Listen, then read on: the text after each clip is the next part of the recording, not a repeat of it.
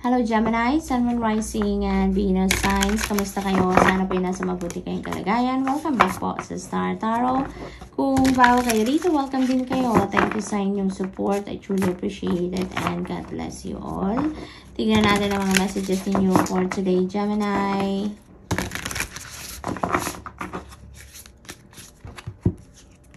Paunang mensahe ninyo ay Six of Voices, beautiful energy. Ang unang-una ko dito na pick up na may travel dito si Gemini. You are really going to travel dito. Maaring ang travel na to could be a visit, no? Maaring mag-visit kayo sa inyong family. That's why magta-travel kayo. Yun ang na-pick up ko dito for some of you. This is planned travel, no, for some of you then. So, matagal na siguro ninyong inisip or plinano na magta-travel kayo. Maaring ganon. This is also a moving on energy, no? This is a moving on energy. Kaya din siguro merong physical na travel din dito because maybe sa pag-move on ninyo from a situation, maaaring mag-relocate kayo, no? Maaaring may relocation dito na plano ang iba sa inyo or gagawin na ninyo talaga ngayon, Gemini, no? So, this is something na gagawin ninyo na parang talagang ang lakas ng loob ninyo dito para magawa ito, na you are moving away from something na yung kumbaga pabigat na lang sa buhay ninyo. You are moving away from something na hindi na kayo masaya. Maybe this is a toxic situation. This could be a relationship situation or maybe trabaho, mga ganon siguro, career, no? Na talagang hirap na kayo. It doesn't serve your highest good anymore. Hindi na kayo masaya dyan and instead maaring may kaba kayo dyan, may takot. No, it's toxic situation siguro for some of you. Kaya magde-decision kayo ngayon. Wala na kayong pagdadalawang isip. You're really going to move forward with your life. No, iiwanan nyo na ang kung ano man ang sitwasyon na to, Gemini. So what else? We have justice, no? Karma is at play dito and we're talking about good karma, no? So, kung ano yung magandang inilabas din yung energy in the past, no? Sa mundo, that is what you're going to get sa ngayon. That is what you're going to receive sa ngayon, no? So, this is really beautiful. Order will be back in your life, Gemini, dahil siguro, no, maaayos na din ang inyong pakiramdam, gagaan na rin ang inyong pakiramdam, pag-iisip. It's because you are already moving away from this situation, no? Kung ano nagpapahirap sa inyong isipan at ang inyong kalooban, ano, you are breaking away from that, kaya siguro magiging maayos na din ang lahat, including yung pag-iisip ninyo, yung damdamin ninyo, yung mga bagay na kailangan ninyong asikasuhin, maaasikaso nyo na. So, maaaring ganun ang sitwasyon dito for some of you, Gemini. So, this is really beautiful. So, what else? We have the Magician energy. Wow, now is the time to take action na talaga. So, maaaring yung sitwasyon na to, no? Ang iba siguro sa inyo dito, pinag-iisipan pa, no? Nasa planning stage pa lang siguro kayo sa pag-alas sa sitwasyon na unhealthy na para sa inyo.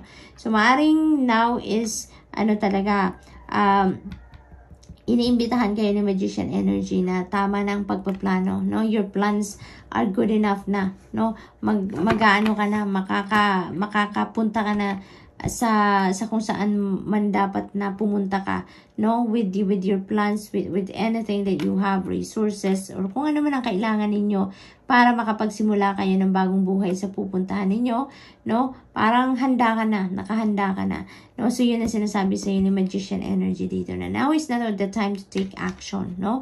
Go for it, gawin mo na.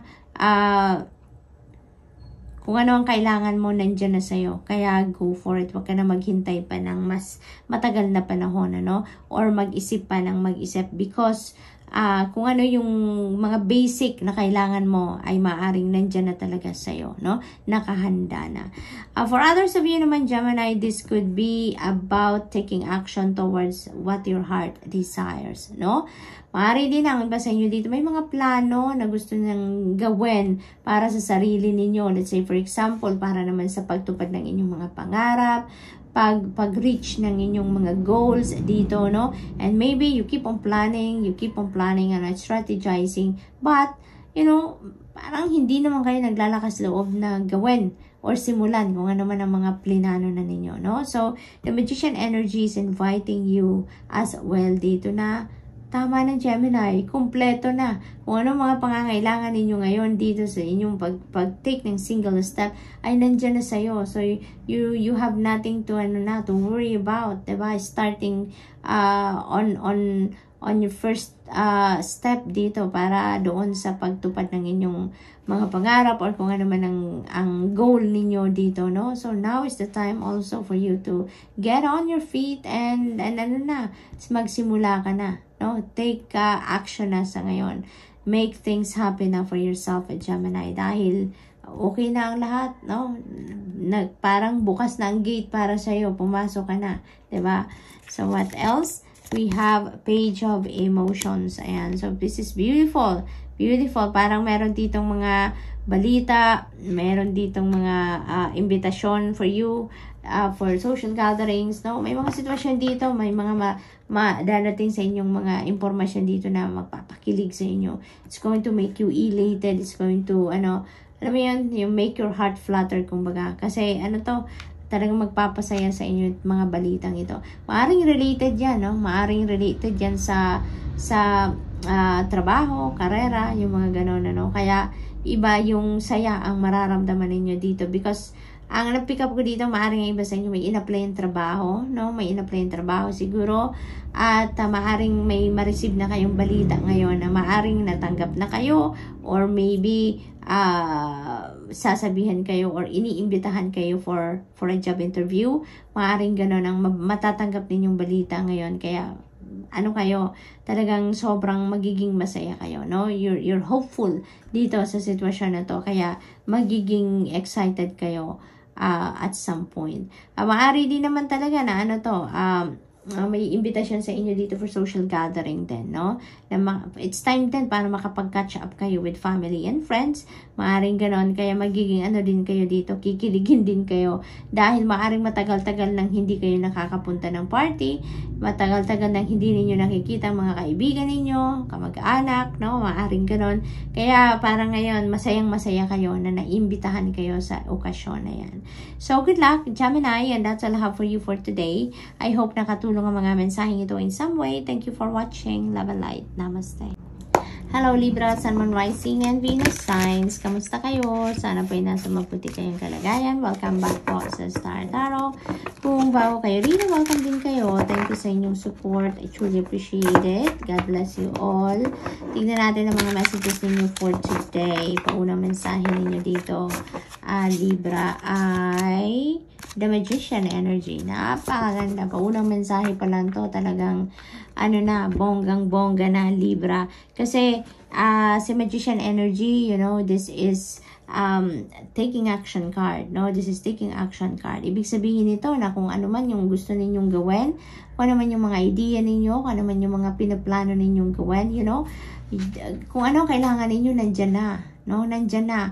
Parang nagpo-procrastinate lang kayo, parang nagsi-self-doubt lang kayo. Pero kung ano mga bagay ang kailangan ninyo, nakahanda na yan, no? Konkreto na siguro ang inyong plano, no?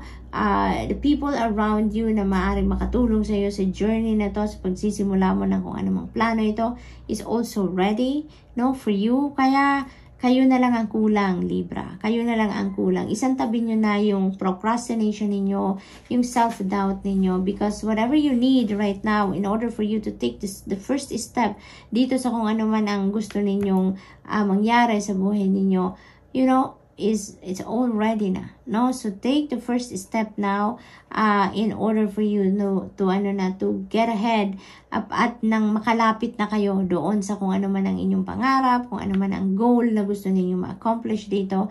It's time for you to take action, no? Time to take action. So what else?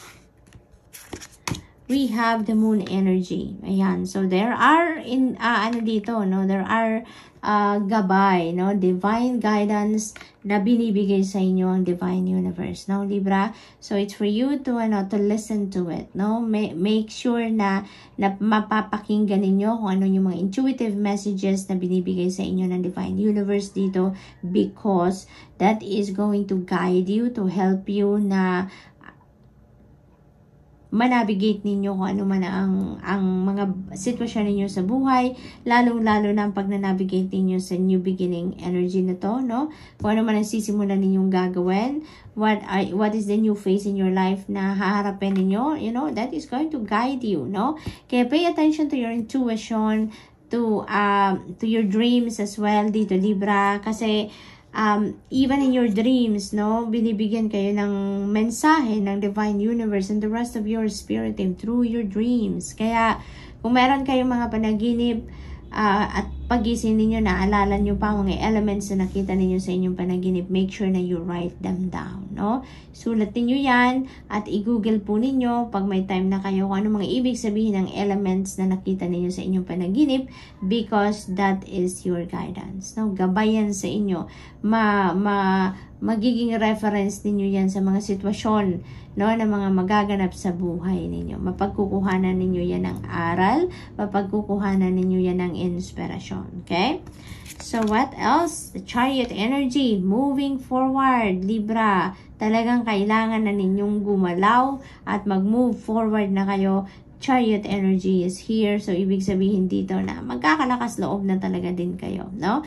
Procrastination will be on the side na Libra. Talagang magkakaroon na kayo dito ng pakiramdam na, oo nga, it's time for me to get up, no?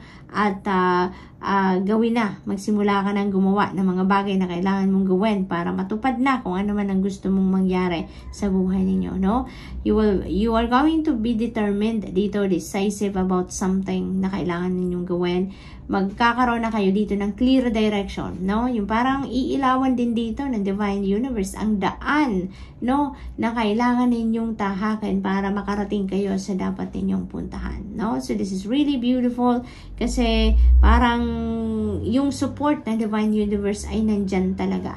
See, ginigising kayo dito para mag-take action na kayo. And aside from that, hindi lang sa ginigising kayo dito, but ginigising kayo because maliwanag na ang path para doon kayo pumunta. Iniilawan na, pinapakita na sa iyo kung saan ka dapat pumunta, anong dapat mo nang gawin, yung ganon. So, it's really your job ngayon, Libra, na pakinggan ninyo ang gabay ng Divine Universe sa inyo through your intuition and through your dreams, dahil yan ang magpupush sa inyo kung saan kayo na dapat pumunta. Yan ang magli-lead sa inyo para makita ninyo kung saan ang nagliliwanag na daan para sa inyo, no? So, teamwork talaga ito between you and the Divine Universe, Libra, no? So, for others of you naman dito, Libra, napipick up ko din dito, vehicle. Maaaring ang iba sa inyo is shopping for vehicle. Maaaring gusto ninyong bumili ng sasakyan, bumili ng kung ano man, no, na vehicle. Maaaring nagsha-shopping ang iba sa inyo for that, or nagpaplanong bumili, or maaaring nagre-research na kayo kung ano ang mas bagay para sa inyo, yung mga ganon, ano? So, good luck to that. We also have the Lovers energy. Yan. So, decision making, no? Ang maaring kinakaharap ng iba sa inyo dito, link naman sa inyong relationships, no?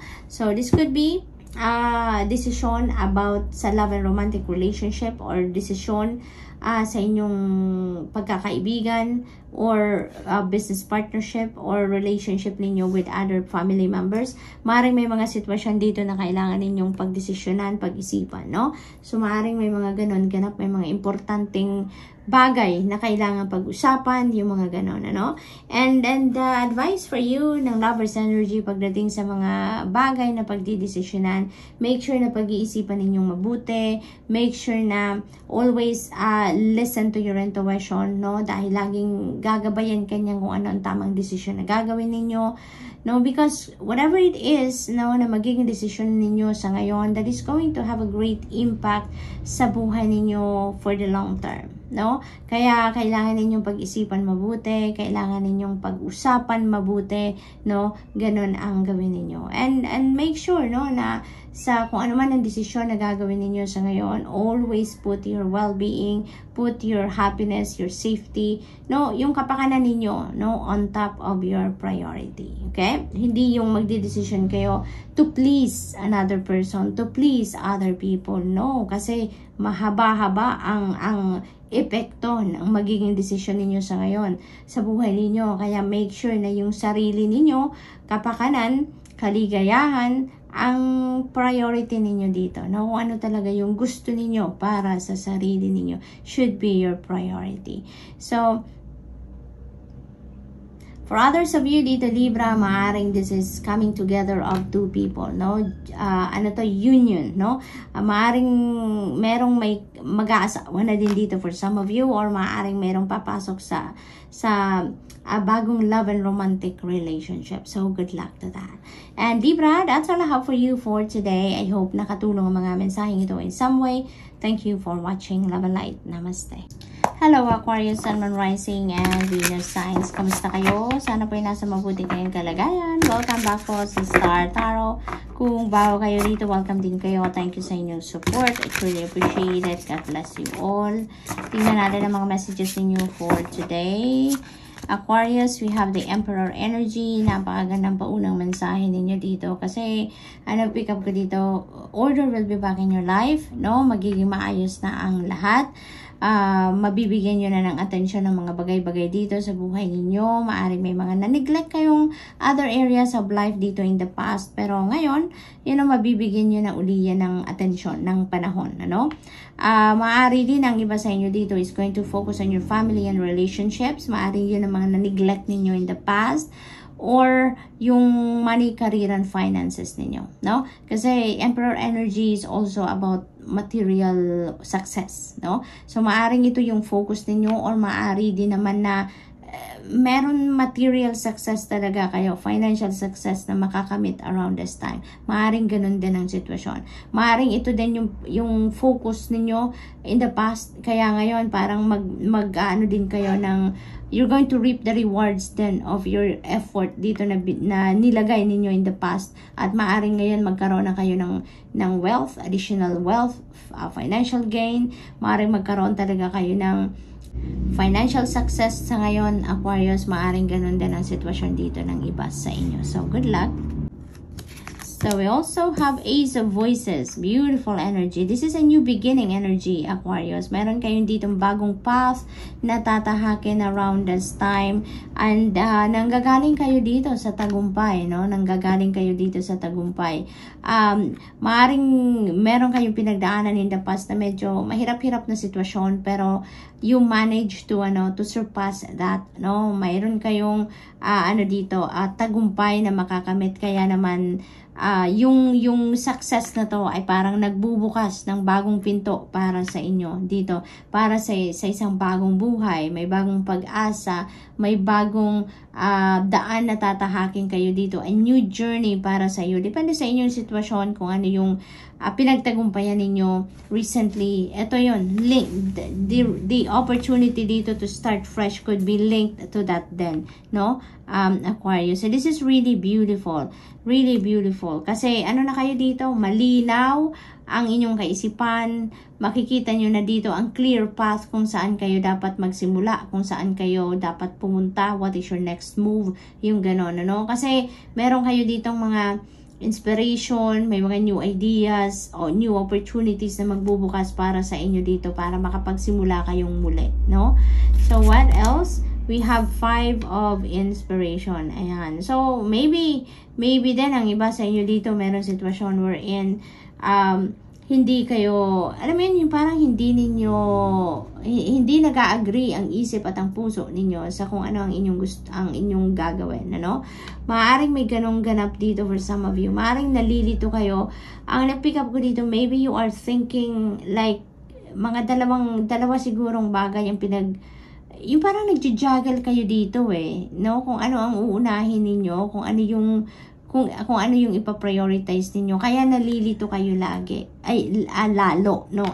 Lalo. So, mas nalilito kayo lalo kung alin yung uunahin ninyo, kung alin yung mas ipa-prioritize ninyo, no? So, yung parang ganon. Parang gusto ninyo na magsimula ng bagong buhay, yes. Pero parang on the other side ng isip ninyo, merong sinasabing iba yung isip ninyo, no? Na parang dito ka sa path na to, no? Yung parang ganon. So, nalilito ngayon yung puso at ang isip ninyo, parang hindi nagkakaintindihan siya. So, parang mayroon kayong